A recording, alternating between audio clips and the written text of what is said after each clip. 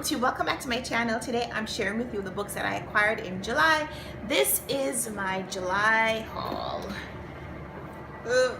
It's a lot. It's 11 books, but a lot of them are hardcovers, so it's pretty heavy. Just FYI, I like to collect hardcovers, so if I have an option between a paperback and a hardcover, I'll always choose a hardcover. Even though paperbacks are lighter, they're easy to carry around, they're easier to take with you when you're taking multiple books. But for my collection, I just love a really good hardcover.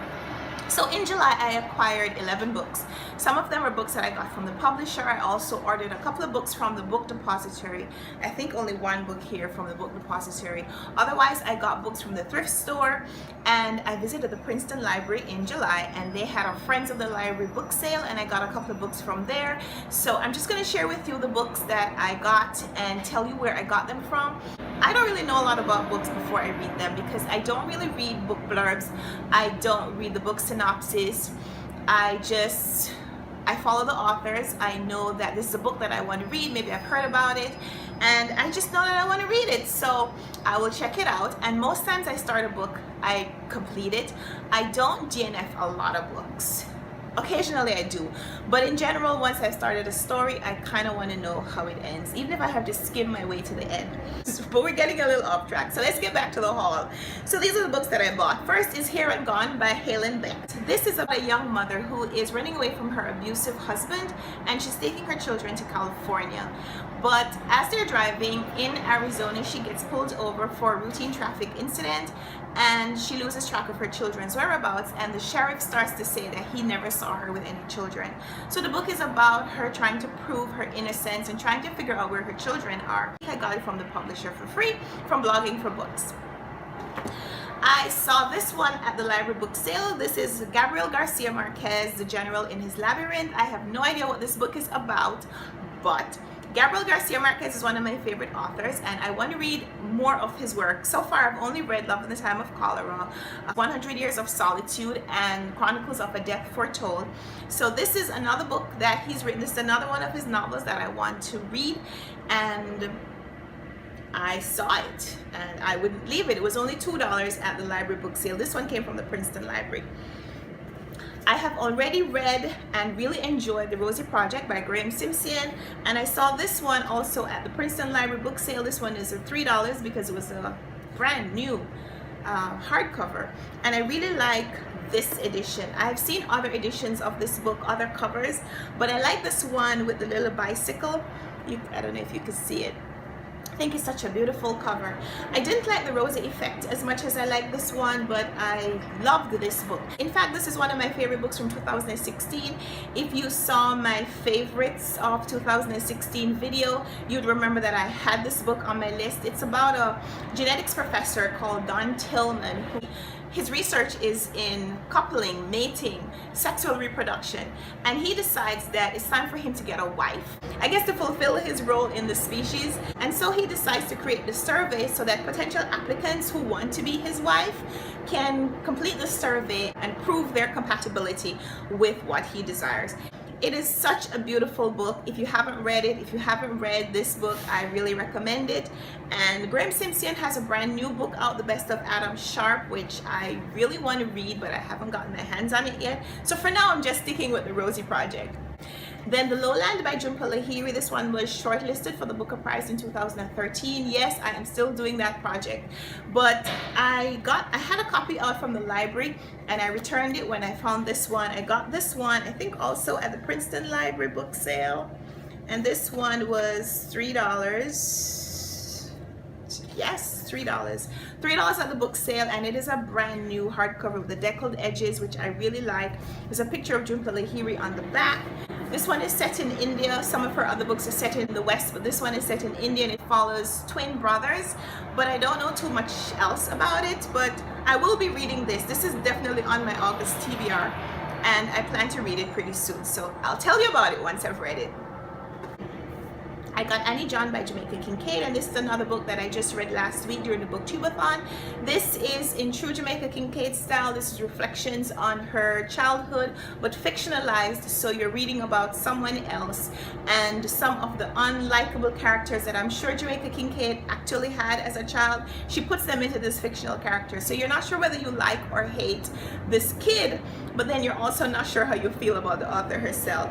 I really enjoy Jamaica Kincaid's writings. I feel like it is so familiar to me because she writes about things that I know, and so it is always a pleasure reading her writing because it feels kind of autobiographical, like my autobiography.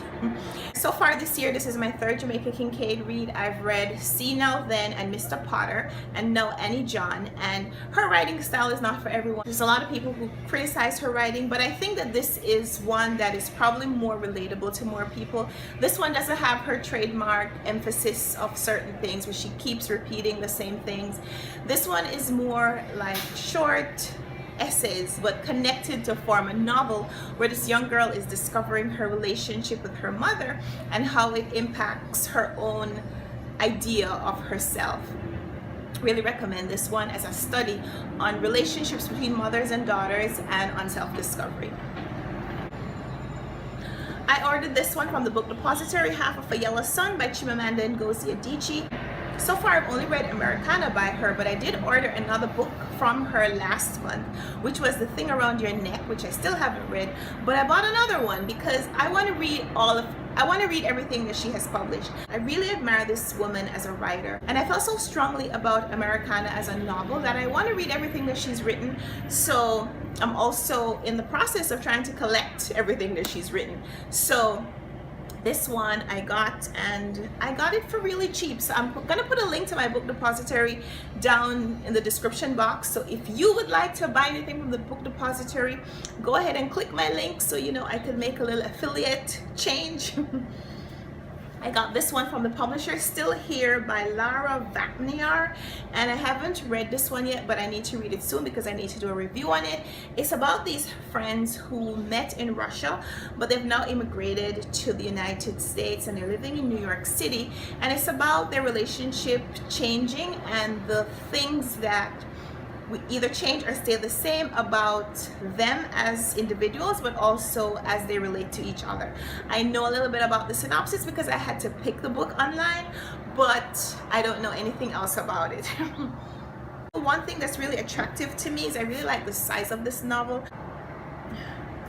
I am really interested to get to this one because it does say on the top that it's one of the New York Times notable books of 2016, and I'm getting it because I think this is the paperback reprint of this book. But I love reading books about immigration and about immigrants and their experience as they move from their homes and inhabit some new world, some new space, and have to either assimilate or integrate or decide to just maintain their identity even surrounded by this new culture. So this is another book that I am going to probably be adding to my list of books about immigration. So I'll tell you more about this book when I get to it. Then we have The Reader by Bernard Schlink, which is a book that takes place in Germany, I think. And I don't know if you've noticed, but I've been trying to read a lot of books from all around the world this year. And this one was Oprah's book club pick a few years ago, and I wanted to read it since then. I still haven't, but now I got it. I got it at a thrift store for $1. So I finally have my own copy, and I'm gonna read it. I think I reserved this book from the library once, and when it arrived I went to pick it up. It was an old tattered copy, and I decided not to take it home with me, but it's kind of been on my radar, kind of been in the back of my mind ever since. I'll tell you what I do know about this one. It's about a young man who has a relationship with an older woman, and after some time she disappears. But when he grows up, he becomes a lawyer or a judge or a juror. But in any case, he's in a court, and the defendant is this woman that he had the relationship with. And he has to make some kind of a choice about revealing the nature of their past relationship and whether it becomes some kind of a conflict of interest. I'm really looking forward to reading this book, but then again, I could say that about almost everything in this pile, right? Next up is History of the Rain by Neil Williams, and this one was shortlisted for the Booker Prize in 2014, I think. This is about a young woman. I think she's in college when her father dies, and she comes home trying to understand more about him from the things that he's written. He's a poet or a writer of some sort, and she's going through his writings trying to get a better handle on who he is aside from the relationship that she had with him. History of the Rain, and this is about 350 pages, so this is a pretty short, easy read, right? Then there's a book that I have read before. This is Eat and Run by Scott Jurek. Scott Jurek is an ultra runner, ultra marathoner, which means that he frequently runs distances longer than the 26.2 miles that the marathon is. As a matter of fact, he set records for a 24-hour race. He did the 100-mile races, and this book is about his life, his experience growing up and how he became a runner, and some of the challenges in his life that he overcame through running, but also some of the challenges that running has brought to his life that he had to find other ways to overcome. He's also known for his plant-based diet, and every chapter of this book ends with a recipe that he learned someplace in the world and that he has now adopted to his own lifestyle and regular diet. And it was such a fantastic read. I've recommended this book to many people, but I read a copy from the library years ago and I never had my own copy, so when I saw it at the thrift store, you know, I was all over it, and I think I got this for maybe like $2. And finally, I picked up The 4-Hour Body by Tim Ferriss. This is a huge one, but I saw it at the thrift store. It's a brand new book. You could tell the spine the pages haven't even been opened. And I got this one for $3. Tim Ferriss, you might know him from the 4-Hour Work Week. And he talks about breaking down, learning how to do things more effectively. What are some of the things in your life that you can delegate to others so that you could have more time for yourself? But in this one, he talks about finding the methods that really work and how you can do those things to get optimal health with the least effort. So this, I think, is a really interesting book to read. I don't envision myself reading it all the way through. It's a little over 500 pages and it's huge and thick, but I think this is a good resource book to have. So I saw it for cheap, and so I decided to pick it up. So those are my 11 new books. Let me know in the comments if there's a book that I talked about that you have on your TBR, you want us to buddy read it. I'm so interested in reading books with other people so we can discuss the book as we're reading it.